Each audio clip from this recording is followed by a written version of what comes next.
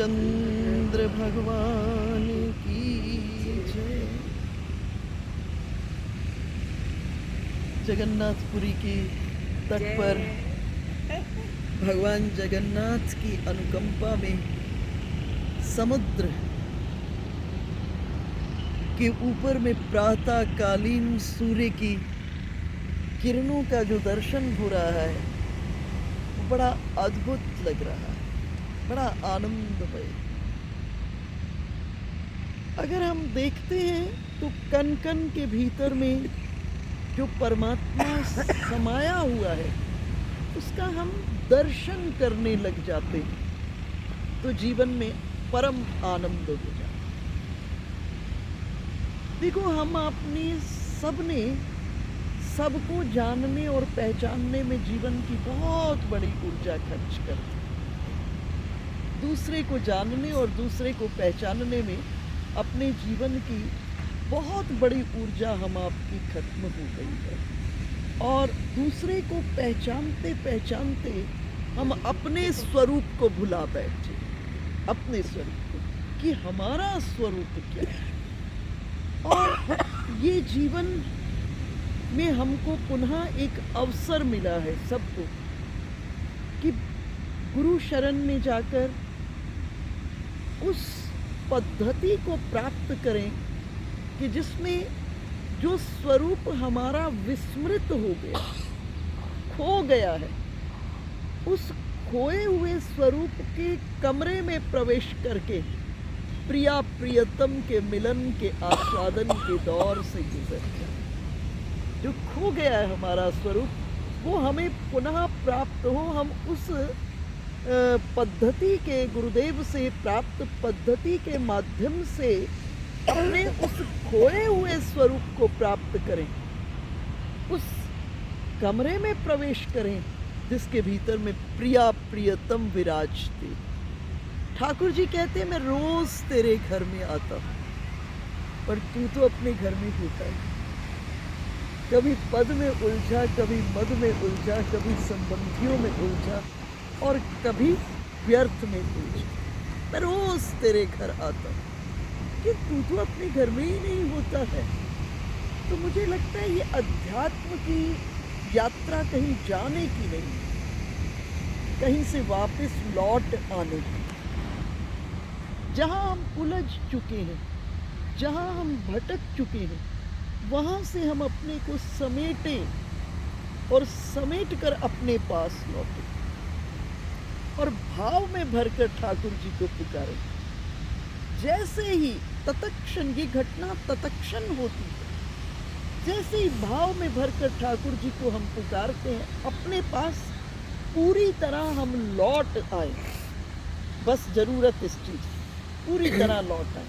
और अक्सर मुझे लगता है हम आपसे यही गड़बड़ी होती है, हम आप जो कुछ भी करते हैं उसमें पूरे नहीं होते। हम भोजन नहीं करते हैं तो भोजन में पूरे नहीं होते।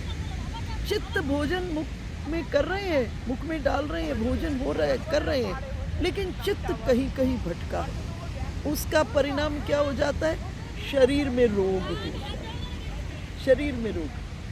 हमारा आयुर्वेद कहता है कि भोजन करते वक्त जैसी मनस्थिति होती है उसी प्रकार से शरीर में से रसायन निकलते, जो रसायन शरीर को अनेकों प्रकार की स्थितियों में ले जाते। अगर भोजन करते हुए पूर्ण रूपेण शांत स्वस्थ हम है तो वो उस समय शरीर में से ऐसे रसायन निकलेंगे जो शरीर को पुष्ट कर देंगे, पुष्ट कर देंगे, एकदम स्वस्थ कर देंगे। और अगर चिंता करते हुए भोजन करेंगे, परेशानियों में, चिंताओं में, विषयों में ग्रस्त होकर के भोजन कर रहे हैं तो वो इतनी ऐसे रसायन रिलीज होंगे जिससे शरीर के भीतर में रोग हो जाएगा। तो हम जो करते हैं उसमें पूरा नहीं होता। आजकल मैं बच्चों को देखती हूँ, इतनी जल्दी होती है उनको स्कूल जाने की, लेट नाइट्स तक जगते हैं, फिर सुबह इतनी जल्दी होती है कि जो ब्रेकफास्ट आता है उनके पास टाइम नहीं होता। और कतिपय स्थानों पर मैंने ऐसा भी देखा, एक हाथ से जूते का तस्मा और दूसरे हाथ से लगा होता है पास में रखे हुए ब्रेड बटर को खाने में। ऐसी स्थिति, क्योंकि बच्चों के पास समय नहीं। अर्थात हम जो भी करते हैं उसमें पूरे नहीं होते। यहाँ भी कुछ ज़्यादा करने जैसा नहीं है, पर पूरे होने का जैसा है। हम प्रभु के पास जाएं तो फिर कुछ और ना बचे, केवल ठाकुर जी ही ठाकुर जी। हमें ऊपर से नीचे तक एक एक रोम में, हमारे चिंतन में, हमारे विचार में, हमारे नेत्रों में सिर्फ प्रिया प्रियतम का दर्शन। तो सत्संग का परम फल क्या है? सत्संग वास्तव में क्या देता है? बोले सत्संग वास्तव में असंग होने की कला को देता है। हम जिसमें उलझे हैं उससे अपने आप को कैसे अलग कर सकें, इस कला को हमें सत्संग प्रोवाइड करता है। तो सत्संग के माध्यम से जब हम असंग हो जाते हैं ना, तो क्या होता है, वाणी रहते हुए भी वाणी रहित हो जाती, कर्ण रहते हुए भी श्रवण रहित हो जाते, मन रहते हुए भी उद्वेग रहित हो जाते, पांव रहते हुए भी गमनागमन से रहित हो जाते, हाथ रहते हुए भी हाथ के द्वारा होने वाले उन सब से हम रहित हो जाते, अर्थात हम असंग हो जाते। सत्संग क्या करता है? जो मन बिखरा हुआ है ना हमारा, उस बिखरे मन को समेट देता है। और समेटने के बाद क्या करता है? उस बिखरे मन को ठाकुर जी के साथ जोड़ देता है। और जैसे ही वो बिखरा मन ठाकुर जी के साथ जुड़ता है, उसे परम विश्राम की प्राप्ति। पहली बार उस मन को लगता है कि आज मुझे जो मेरी जरूरत थी वो प्राप्त हुई। हाँ, आज मेरी जो जरूरत थी, अनंत काल से मेरी जो जरूरत थी, वो आज पूर्ण हुई। इसलिए शास्त्रों ने सत्संग की बहुत बड़ी भूमिका कही है। और जब सत्संग हमें हमारे खोए हुए स्वरूप तक पुनः पहुंचा देता है। आप जानते हैं, जिस समय भक्ति वृंदावन के भीतर में देवऋषि नारद की मुलाकात जब भक्ति से होती है, तो भक्ति उस समय वृंदावन में रो रही थी। देवऋषि नारद पहुंचे और रोती हुई भक्ति से कारण पूछे, क्या कारण है? भक्ति ने कहा, देखो मैं तो तरुणी हूँ, सुंदरी हो गई हूँ, लेकिन मेरे जो दो बेटे हैं ये तो जीर्ण शीर्ण अवस्था में पड़े हैं, ज्ञान और वैराग्य। अर्थात भक्ति रूपी माँ कब रोती है? जब ज्ञान और वैराग्य जीवन में पुष्ट नहीं है, तब भक्ति रूपी माँ रोती है। तो दोनों एक दूसरे के पूरक हैं। ज्ञान और भक्ति दोनों एक दूसरे के पूरक है। ये त्रिवेणी है। अध्यात्म जो है वो त्रिवेणी है। जैसे प्रयाग के भीतर में 3 नदियों का संगम हो रहा है, गंगा, यमुना और सरस्वती। इसी तरह से 3, गंगा किसकी नदी है? कर्म, यमुना भक्ति और सरस्वती ज्ञान। इन तीनों का जब संगम जीवन के भीतर में होता है, तो कोई भी व्यक्ति, आप किसी भी ग्रंथ को देखेंगे, किसी भी ग्रंथ, उसके 3 हिस्से आपको मिलेंगे।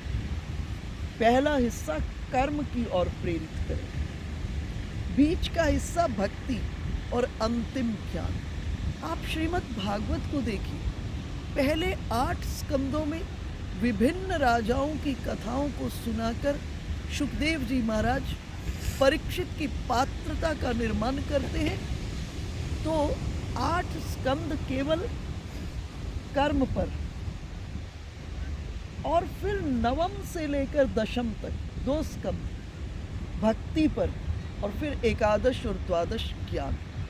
आप रामायण को देखिए, रामायण में पहले 2 कांड, बालकांड, अयोध्या कांड, कर्म, और अरण्य से लेकर लंका कांड भक्ति, और उत्तरकांड ज्ञान।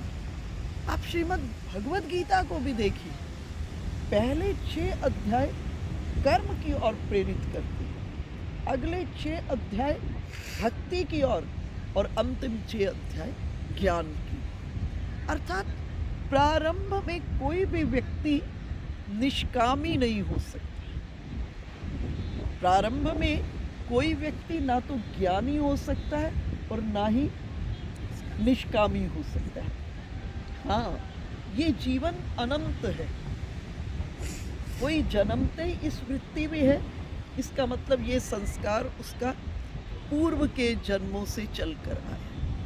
देखो, मृत्यु का तो इतना ही अर्थ है, जैसे इस शरीर को ढकने के लिए ये वस्त्र है, उसी तरह से आत्मा को ढकने के लिए शरीर वस्त्र है। और मृत्यु का इतना ही अर्थ है, आत्मा शरीर रूपी वस्त्र को बदलती है, कि यात्रा अभी नहीं खत्म हुई, यात्रा तो चलती रहेगी। बोले कब तक चलती रहेगी? बोले तब तक चलती रहेगी जिस दिन उस विराट से हम बूंद के रूप में टूटे थे, पुनः उस विराट में बूंद के रूप में समा नहीं जाएंगे, तब तक ये यात्रा चलती ही रहेगी। जैसे कोई अनजान व्यक्ति है ना, वो गंगा को देखेगा या किसी नदी को देखेगा, यमुना जी को देखेगा, बोलेगा वहाँ से यमुना जी का उद्गम हुआ, यमुना नगर से, या अनजान व्यक्ति की बात कर रही, और उधर जाकर नदी खत्म हुई। नहीं, नदी का जन्म सदैव भी किसी पहाड़ से हो रहा है, किसी शिला से, किसी उससे हो रहा है, और नदी का अंत सागर में। वो कोई भी नदी हो, वो सागर में। इसी तरह हम सब का भी जीवन उस परमात्मा से ही प्रारंभ हो रहा है, और उस परमात्मा में ही जाकर के पुनः मिल रहा है। तो मृत्यु का सिर्फ इतना अर्थ है कि आत्मा शरीर रूपी वस्त्र को बदल रही है, और जीवन यात्रा अभी कॉन्टिन्यूएशन है। किसी को देखकर जब हमको ऐसा लगता है कि इसके भीतर ये जन्मते ही ज्ञानी है, तो इसका मतलब ये वो पूर्व की यात्रा बहुत बड़ी करके आया है। हमारी अभी प्रारंभ हुई है, उसकी यात्रा संपन्न होने वाली है, संपूर्ण होने वाली है। परंतु यात्रा का प्रारंभ सभी का कर्म से ही होगा, और कर्म के बारे में किसी शास्त्र ने नहीं कहा कि प्रारंभ में निष्कामी हो जाए। भाई, 4 को पुरुषार्थ कहा है, धर्म, अर्थ, काम और मोक्ष को पुरुषार्थ कहा है। कहा मनुष्य जीवन मिलने के बाद ये आपका अधिकार है, ये सब आपको मिलना चाहिए। आप देखो, हमारे बड़े बड़े अवतार, बुद्ध हुए, महावीर वगैरह हुए, ये सब कहाँ है? कि राजाओं के घर में जन्म ले रहे हैं, राजाओं के घर। तो भक्ति के अंदर संसार का विरोध नहीं। भक्ति का अर्थ है सारी संसारिकता को समेट करके ठाकुर जी के चरणों में चढ़ा दी। भक्ति के भीतर में राग का विरोध नहीं है, भक्ति में राग का ऊर्ध्वगमन हो जाना। तो प्रारंभ में कोई भी निष्कामी नहीं हो सकता। हमको शास्त्रों ने कहा सकाम कर्म करना। आप अपनी कामना को पूर्ण करो, आपको पूरी इजाजत है, लेकिन कंडीशन लगा दी। क्या कंडीशन लगा दी? न्यायो उचित मार्ग पर चलकर अपनी कामना को पूर्ण करो। जब न्यायो उचित मार्ग पर चलकर हम अपनी कामना को पूर्ण करते हैं, तो आप देखेंगे अंतरंग में शांति की अनुभूति। धन तो सबके पास भी होता, सबके पास होता है। आज के समय में गलत मार्ग से भी धन व्यक्ति अर्जन कर रहा है, और एक अच्छे मार्ग पर चलकर धन। लेकिन जो गलत मार्ग से धन को अर्जित कर रहा है, धन तो बहुत है, लेकिन वो धन इतनी चिंता उस व्यक्ति को दे देता है, दिमाग पर प्रेशर पड़ा रहता है कि कब गवर्नमेंट की रेट बढ़ जाए। दिमाग पर प्रेशर ये भी पड़ा रहता है, दिमाग पर ये भी प्रेशर पड़ा रहता है कि इस कर्म का फल तो भोगना ही पड़ेगा। लेकिन स्वार्थ के कारण वो व्यक्ति किसी प्रलोभन और स्वार्थ के कारण उस कर्म को कर लेता है। तो शास्त्र ने कहा आप अपनी कामना को निश्चित पूरी करें, आपको पूरी इजाज़त है, लेकिन कंडीशन लगा दी कि आप न्यायो उचित मार्ग पर चलकर कामना को पूर्ण करें। जब हम न्यायो उचित मार्ग पर चलकर अपनी कामना को पूर्ण करते हैं तो उसका परिणाम क्या है? अंतरंग के भीतर में शांति की अनुभूति होती है। कबीर साहब ने पूरा जीवन कपड़ा बुना और सिद्धि के बाद भी कपड़ा ही बुन रहे थे। लोगों ने प्रश्न किया कबीर साहब से कि साधना काल में भी आपने कपड़ा को बुना और अब सिद्धि की प्राप्ति के बाद भी कपड़ा ही बुन रहे हैं, अंतर कहाँ हुआ आपके जीवन में? कबीर साहब ने कहा अंतर बाहर नहीं हुआ, अंतर भीतर हो। पहले कपड़ा बुनता था इस पेट को भरने के लिए, इस तन को ढकने के लिए, और आज कपड़ा बुनता हूँ किसी राम के तन को ढकने। देखो कपड़ा बुनते बुनते दृष्टि में परिवर्तन हो गया। सृष्टि नहीं बदलेगी, सृष्टि तो वही रहेगी, लेकिन हमारी दृष्टि बदल जाएगी।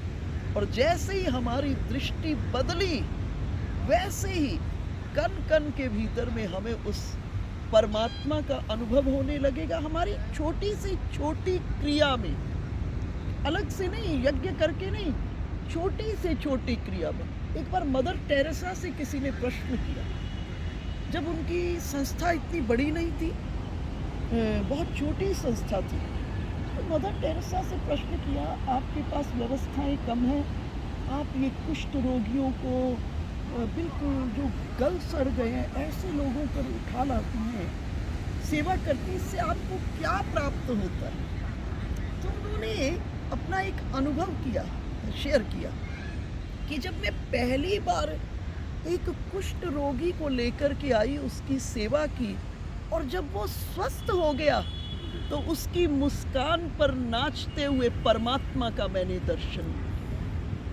अर्थात हमारी दृष्टि बदल जाएगी। जित देखो तित श्याममयी है। तो कर्म से भी हम कहाँ पहुँच रहे हैं? उस परमात्मा के माध्यम से। हमारी वृत्ति कर्म, सकाम कर्म अगर आप करते हो, लेकिन ध्यान रखते हो न्यायो उचित मार्ग पर चलकर सकाम कर्म करते हैं, तो वो अंतःकरण की शुद्धि कर देता है। और जब अंतःकरण शुद्ध हो जाता है तो शुद्ध अंतःकरण भगवान के साथ सहज में जुड़ जाता है। तो हम सबको प्रारंभ, जितने हम हैं, हमको प्रारंभ करना पड़ेगा सकाम कर्म से। और कंडीशन है न्यायो उचित मार्ग पर चलकर हम अपनी कामना को पूर्ण करें। और उसके बाद जीवन में जब न्यायो उचित मार्ग पर चलकर हम अपनी कामना को पूर्ण करते हैं और जो अंतरंग में शांति जन्म लेती है, उससे मन में ये विचार उठता है कि व्यक्तिगत सुख के लिए इस कार्य को सकाम विधि से करते हुए जब मेरे अंतरंग में इतनी शांति है, क्यों ना अब ये लोक मंगल के लिए।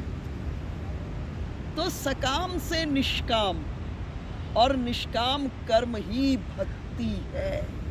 भक्ति कोई का स्वरूप अलग नहीं है, क्योंकि इसका वर्णन मानस के अंदर श्री राम स्वयं अपनी वाणी से हनुमान जी को कह रहे हैं।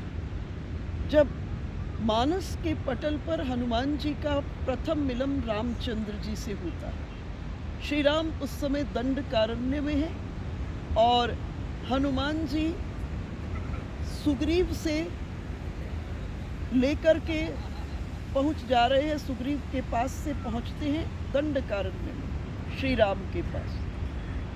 अपने वेश को बदलकर ब्राह्मण के वेश में आ जाते हैं। और भगवान से पूछती है, को तुम श्यामल गौर शरीर, हे श्यामल गौर शरीर वाले, आप कौन हैं? देखो, एक चीज मैंने हमेशा अनुभव की है मेरा, जैसे ही सत्कर्म होता है ना जीवन के भीतर में, व्यक्ति का उसका परिणाम होता है ईश्वर से जुड़ जाता है। आप रोज अच्छे अच्छे भोजन करो, लेकिन किसी दिन ऐसे भूखे को खिलाया, उसका परिणाम जो होता है ना, अंतरंग में जो शांति होती है, वो शांति एकदम डायरेक्ट ईश्वर से जोड़ देती है आपको। उस दिन आपको अपूर्व आनंद की प्राप्ति। भाई, ईश्वर का अर्थ क्या है? आनंद। जब हम कहते हैं राम को प्राप्त करो, उसका क्या अर्थ है? उस आनंद को प्राप्त करें हम, जो सदैव जीवन में रहने वाला है। आनंद आने जाने वाली वस्तु नहीं है। हम अक्सर जागतिक जगत में विषयों से प्राप्त होने वाले सुख को आनंद कह देते। वास्तव में वो सुख आनंद नहीं है। आनंद वो स्थिति है जिसके एक बार आने के बाद सदा सदा के लिए सुख और दुख का पंछी हमारे शरीर रूपी वृक्ष पर बसेरा नहीं। आनंद वो स्थिति है। विषयों से प्राप्त होने वाला जो जिसका विनाश अवश्य है, उसको हम आनंद नहीं कह सकते। हम पार्टी में जाते हैं, किसी उत्सव में गए, खूब नाचे और अगली सुबह क्या कहते हैं? कल बहुत आनंद आया। तो वो आनंद नहीं है, वो विषयों से प्राप्त जन्य सुख है, और सुख का विपरीत है दुख, है ना? भाई, इस संसार के दो लक्षण शास्त्रों ने कहे। एक कहा अशाश्वतम और एक कहा दुखालयम। अशाश्वतम का अर्थ है यहाँ कुछ भी परमानेंट नहीं है। शास्त्र हमें चीख चीख कर बता रहे हैं कि ये परमानेंट कुछ नहीं है। अगर हम इसे परमानेंट मान रहे तो हमारी मूर्खता है। शास्त्रों ने, गुरुओं ने, हमको सदग्रंथों ने हमको बता दिया यहाँ कुछ परमानेंट नहीं है। सजग रहना इस जगत के भीतर में। और दूसरा लक्षण है दुखालयम। ये दुख का घर है। इस दुख के घर में सुख की कल्पना हम नहीं कर सकते। कैसे? जिस वस्तु और व्यक्ति से आज हमको सुख मिल रहा है, जब उस वस्तु और व्यक्ति से हम अलग होते हैं तो सुख ही दुख का रूप बन करके आ जाता है। इसलिए इस जागतिक जगत में अगर कुछ है तो जिसके आधार पर ये जागतिक जगत टिका हुआ है, उस आधार से हम जुड़ जाए, है ना? कबीर साहब ने एक पद के भीतर में लिखा, चलती चक्की देख के दिया कबीरा रोए, दो पाटन के बीच में साबुत बचाना। अर्थात काल और प्रारब्ध, इसके दो पार्ट के बीच में सबको ही पिसना पड़ेगा। लेकिन कबीर साहब का बेटा जो कमाल था, वो वास्तव में कमाल था। कमाल ने एक पद में आगे लिख दिया, चलती चक्की चलने दे, पिस पिस आटा होए, कील पाटी से जो जुड़ा उसे ना पीसे कोई। बोले दो पाटों में जो कील लगी है, उस कील में जो दाने चले जाते हैं उसे कोई पीस नहीं सकता। अर्थात जिस आधार पर, जिस सत्ता पर ये जगत खड़ा हुआ है, ये जगत टिका हुआ है, उस कील के भीतर में प्रवेश कर जाए तो सुख दुख रहते हुए भी इस जगत में हम आनंद को अनुभव करेंगे जीवन में। तो प्रारंभ में कोई भी निष्कामी नहीं हो सकता। सबको अपनी यात्रा को सकाम कर्म से करना, लेकिन सकाम कर्म करते करते जो उससे शांति प्राप्त हुई है, वो फिर आगे कहाँ ले जाती है? निष्काम कर्म। और निष्काम कर्म को ही शास्त्रों ने क्या कहा? भक्ति का। तो भक्ति को केवल पूजा में मत समेटिएगा। भक्ति विस्तृत क्षेत्र है भक्ति का। खाली पूजा में नहीं, कई लोगों को गलत फहमी रहती है कि हम मंदिर जा रहे हैं, हम ही भक्ति कर रहे हैं। नहीं, भक्ति का बड़ा विराट क्षेत्र है। तो हनुमान जी का जब मिलन हुआ तो पूछे, को तुम श्यामल गौर शरीरा, छत्री रूप धरे रणधीरा, और इस वन के भीतर में है कौन आप? तो भगवान का एक नियम है, जो व्यक्ति अपने को ठाकुर जी के सामने में जाके बेपर्द कर देता है, भगवान भी अपने आप को उसके सामने में बेपर्द कर देते हैं। हनुमान जी अपने वेश को छुपा के आए, तो भगवान भी यहाँ अपने ब्रह्मैक स्वरूप का परिचय नहीं दिए। भगवान परिचय देने लगे तो बोले, कौशलेश दशरथ के जाए, हम पितु मातु बचन बन आए, यहाँ हरि निश्चर बैदे। हम कौशल्य और दशरथ के बेटे हैं, माता पिता की आज्ञा के पोषण के लिए वन में आए, और यहाँ वन में आकर निशाचरों ने वैदेही का हरण कर लिया। हे ब्राह्मण देव, हम उनको खोज रहे हैं। तो भगवान हनुमान जी जान गए कि प्रभु मुझे पहचान गए, और तब श्री राम कहे, हे ब्राह्मण देव, मैंने तो कथा सुना दी, अब अपने बारे में भी तो कुछ कथा सुनाइए। हनुमान जी जान गए प्रभु अंतर्यामी घटघट वासी हैं, मैं ढक के आ गया, उनकी आंख से थोड़ा कोई दूर है। मैं तो इसलिए कभी भी प्रभु को कहती हूँ, आपके सामने में क्या कहना, जो अंदर चल रहा है वो आप जानते हो, तुम जानो सब अंतर्यामी। एक ही बात मुझे लगती, प्रभु आप सब जानते हो, आपको पता है हम कैसे हैं, क्या बताना आपको। अब आप तो ऐसा कर दो, हम जैसे हैं उसमें अपनी मोहिनी माधुरी छवि करुणा करके दिखा दो कि हमारे मन प्राण तुम में फंस जाए। तो हनुमान जी बोले, इक मैं मंद मोह बस, कुटिल हृदय अज्ञान, पुनि प्रभु मोहि पिसारे दीन बंधु भगवान। प्रभु आप तो दीन बंधु हैं, मुझसे पूछ रहे मैं कौन हूँ, मुझे भुला दिया प्रभु आपने। और ये कह कर के हनुमान जी प्रभु के चरणों में लुंठित हो गए। भगवान उठाए और हृदय से लगाकर मानस का सबसे बड़ा उपदेश कहे, सुनो मुझे कौन प्रिय है। देखो, भक्ति की व्याख्या भगवान की दृष्टि से मिलाकर देखिए, संसार की दृष्टि से नहीं। संसार किसी को भी भक्ति कह देगा, लेकिन भक्ति की जब भी व्याख्या हो, भगवान की दृष्टि से मिलाइएगा कि भगवान किसको भक्ति कह रहे हैं। तो भगवान इस जगह सबसे बड़ा उपदेश कहे, सुनो हनुमान, कौन मेरा भक्त है, कौन मेरा अनन्य है और कौन मेरा प्रिय है।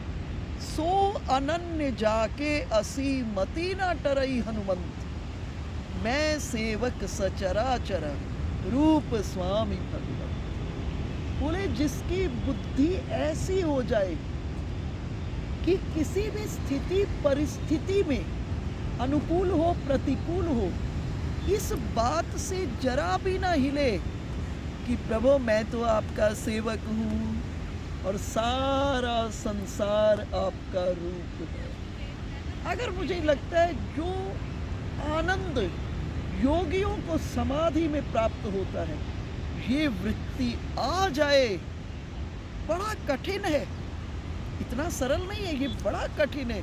लेकिन अपने इष्ट में अगर प्रीति जग गई,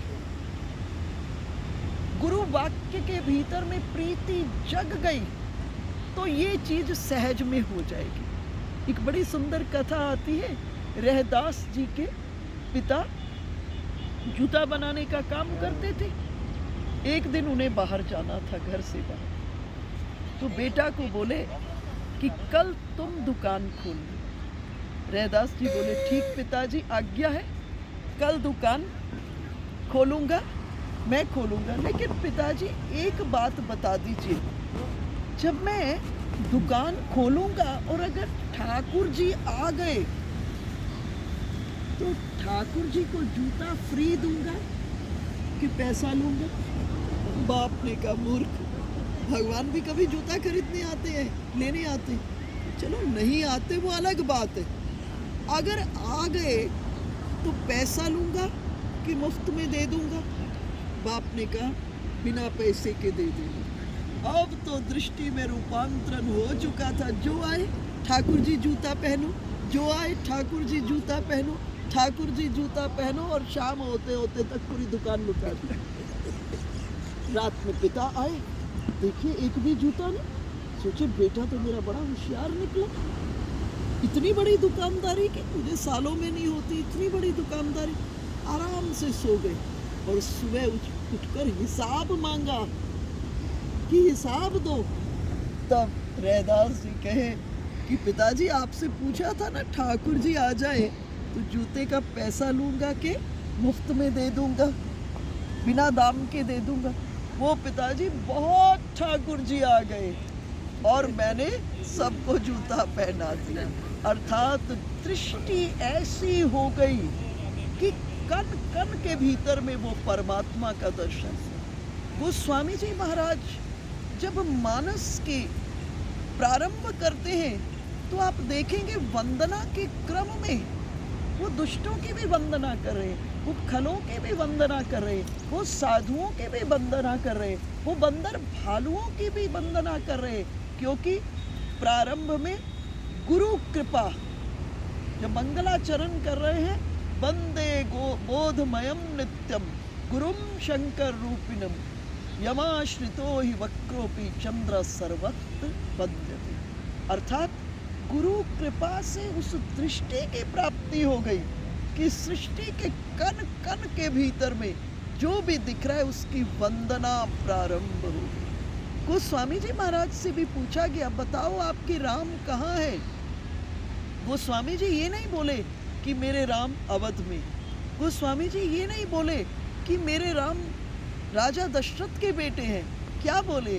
सिया राम मैं सब जग जानी करहु प्रणाम जोरी जुग पानी। अर्थात दृष्टि के भीतर में ये परिवर्तन रूपांतरण हो गया कि कण कण के भीतर में वो परमात्मा प्रतिबिंबित होने लगा।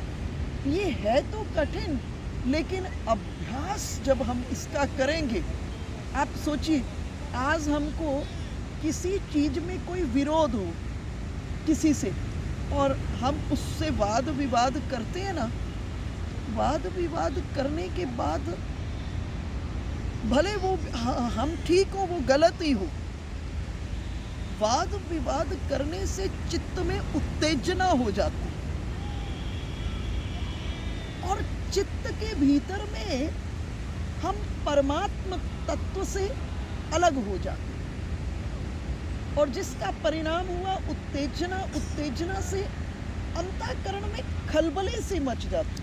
चलो साधना अच्छी होगी तो अशांति तो नहीं होगी, लेकिन जो विश्राम था ना, जो रस था वो खत्म हो जाता। देखो हमने बहुत भजन किया, बहुत पूजन किया, ठीक है, सुबह का अपना नित्य कर्म पूजन भजन किया और जैसे ही उठे कोई छोटी सी बात पसंद नहीं आई और विरोध की बात शुरू हो गई। जैसे ही शुरू हुई तो आप देखेंगे कि वो जो भजन का रस प्राप्त हुआ था वो रस कपूर की डली की तरह से उड़ जाता है। क्रोध में इतनी ताकत तो नहीं है कि भजन के पुण्य को खत्म कर सके, लेकिन क्रोध में इतनी ताकत है वो भजन के रस को भस्म कर दे।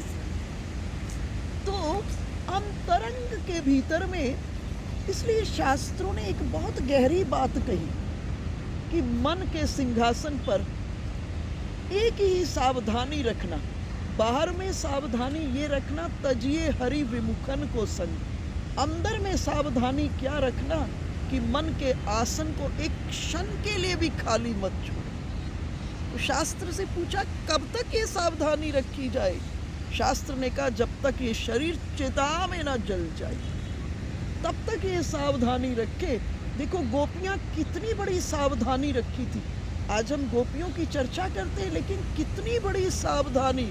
गोपी ने अपनी जीभ को आदेश किया था, ए जीभ कृष्ण को छोड़कर किसी और का नाम ली तो तुझे काट के विष में डाल दूंगी। इतना बड़ा मतलब अनुशासन, इतना बड़ा डिसिप्लिन अपनी इंद्रियों के ऊपर कर लिया, जबकि गोपियां जानते हैं कृष्ण कौन है। गोपियां उस रस को पी लिए, लेकिन फिर भी इंद्रियों पर इतना बड़ा अनुशासन। गोपी कह रही है, धोखे दूसरो नाम कढ़े, रसना मुख काड़ी हलाहल बाड़ी। अपनी आंख को इतना बड़ा अनुशासन दिया है गोपी ने। गोपी ने कहा, ये आंख कृष्ण को छोड़कर किसी और को देखा तो जल जाना। बावरी वो अखियां जर जाए, जो सांवरो छोड़ निहारत गुरु, जल जाना तुम। अर्थात इतना बड़ा अनुशासन। तो शास्त्र ने दो ही बात की है, बाहर में सावधानी, संग में गलत नहीं जाना, अंतर में सावधानी कि मन के आसन पर किसी को मत बैठने दें। एक बार हम सिरसा आश्रम में रहते थे, तो सुबह की आरती के बाद मैं मंदिर की परिक्रमा कर रही थी अपने ठाकुर जी की गर्भगृह की। तो मन में एक भाव आया, अंदर में ही बैठे हुए ठाकुर जी और बाहर में ठाकुर जी का दर्शन। ठाकुर जी से कही, आपको मेरे प्रश्न का जवाब अभी देना, मुझे ये बताओ सबसे सुंदर साधना इस जगत में क्या हो सकती है। तो अंतर में प्रेरणा के रूप में ठाकुर जी प्रकट होकर उनकी वाणी को मैंने सुना कि ठाकुर जी कहे, सबसे बड़ी साधना है मुझे मन के सिंहासन पर विराजमान करके मन की आंखों से दर्शन कर। अर्थात जब सुपरविजन की ड्यूटी मन को दे दी, तो दौड़ करके कहाँ जाएगा।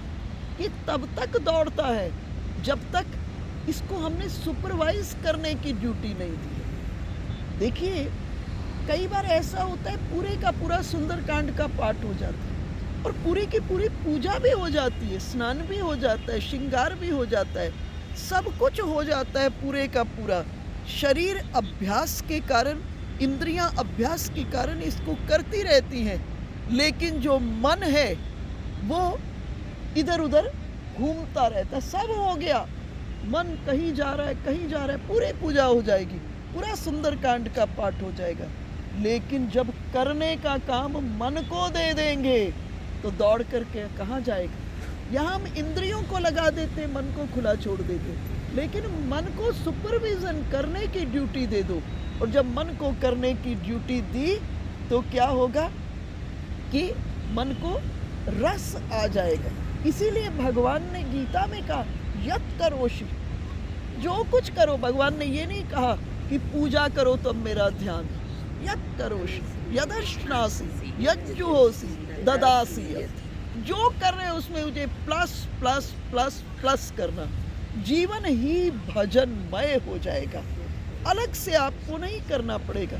मानस में भी जब हनुमान जी पहुंचते हैं और पहुंच करके लंका में प्रवेश करने वाले हैं, तो लंकनी बहुत सजग है और हनुमान जी बहुत छोटे रूप में, अति सूक्ष्म मशक समान रूप, अति सूक्ष्म रूप में हनुमान जी प्रवेश कर रहे, लेकिन लंकनी ने देख लिया, ड्यूटी पर है, और देखकर कहा कि लंका में प्रवेश करने वाला कोई भी चोर है ना, वो मेरा आहार है।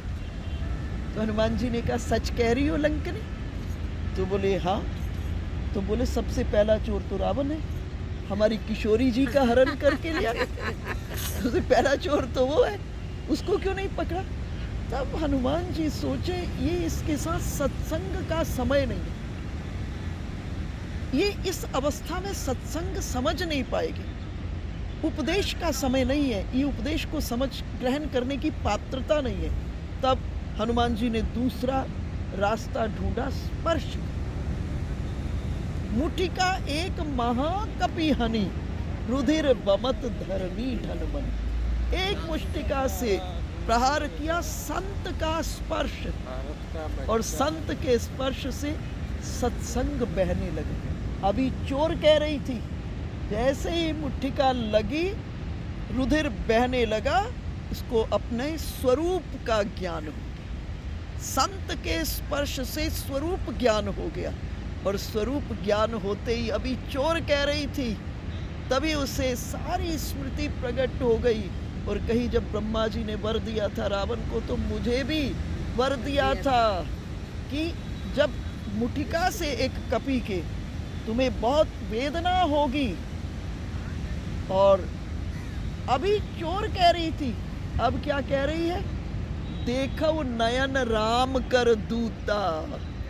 आज मेरा सौभाग्य उदय हो गया है, मैं राम दूत का दर्शन करूं। ये सत्संग का फल है, रामदूत का। तो अभी चोर दृष्टि में परिवर्तन हुआ रामदूत, और अब ये पंडिता होकर उपदेश कर रही है। वही उपदेश कर रही है जो उपदेश भगवत गीता में कृष्णचंद्र कर रहे हैं। श्री कृष्ण कह रहे हैं, जेतु सर्वाणि कर्माणि मयि सन्न्यस्य मत्परः अनन्य नैव योगेन माम ध्यायन्ति। ये नहीं कहा ये करो ये ना करो, क्या कहा? जेतु सर्वाणि कर्माणि मयि सन्न्यस्य मत्परः।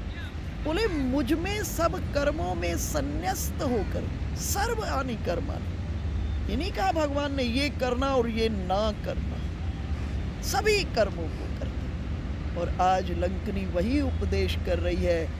अभी चोर कह रही थी, अब उपदेश करते हुए, प्रभ नगर कीजे सब काजा, परंतु औषधि हृदय राखी कौशलपुर राजा। जो बात श्री कृष्ण कह रहे हैं वही लंकनी कह रही है।